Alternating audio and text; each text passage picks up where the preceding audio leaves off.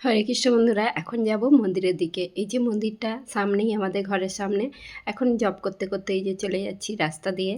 আর সকালের পরিবেশটা কত সুন্দর, আর মন্দিরে গিয়ে সব কিছু তোমাদের সঙ্গে শেয়ার করব। প্রথমে গিয়ে মন্দিরে ভগবানের দর্শন করছি, আর আজকে রাধা গোবিন্দ দেবের এত সুন্দর সিঙ্গার হয়েছে, বেবি পিঙ্ক কালারের ড্রেস পরিয়েছে আর খুব সুন্দর লাগছে।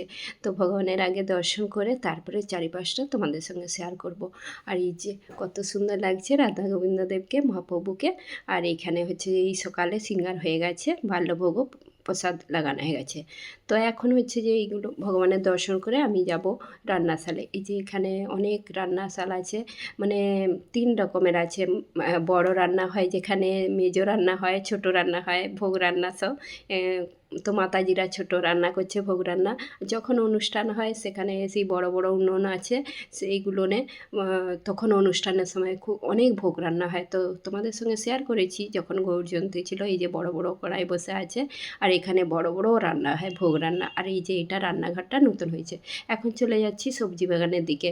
তো সবজি বাগানে দেখি আর রাধা গোবিন্দের সবজি চাষ কী হয়েছে। তো সেখানে অনেক কিছু হয়েছে, তো আমার খুব ভালো লাগে সবজি বাগান দেখতে। আর ছোটোবেলা থেকে এগুলোই দেখে এসেছি, দেখে দেখে বড় হয়েছি। তো এইখানে যাচ্ছি সবজি বাগান দেখতে।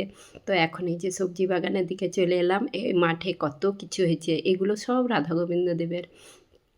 তো এখন এই যে চলে চলে যাচ্ছি, সবাই শাড়ি মিলে রেখেছে রোদে। আর একটু ঘুরে যাচ্ছি যে, আর পানমৌরি হয়েছে এত সুন্দর, মনে হচ্ছে যে তুলে তুলে খেয়ে নিই। আর কাঁচা পানমৌরি খেতে কিন্তু দারুণ লাগে।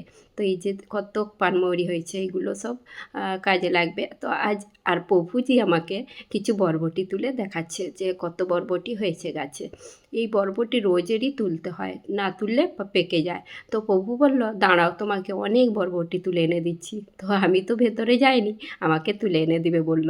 তো আমি বলি, দাঁড়াও, আমি তাহলে দেখাবো, তোমাদের সঙ্গে শেয়ার করব কত বরবটি। এই যে এক ছড়া বরবটি তুলে এনে দিচ্ছে, এইগুলো সব রাধা গোবিন্দের ভোগ রান্না হবে। তো এখন যাচ্ছি যে ফুল বাগানটা একটু দেখিয়ে দিলাম। আর কলা গাছ হয়েছে, অনেক কলা গাছ হয়েছে, কলা কাঁদি পড়েছে বড় বড় মোছা। তো তো এগুলো বেশ দেখতে ভালো লাগে, কলা হয়েছে। তো কত সুন্দর লাগছে সবজি বাগানটা। এখন এই যে সজনে ডাঁটা হয়েছে, কত গাছে সজনে ডাঁটা,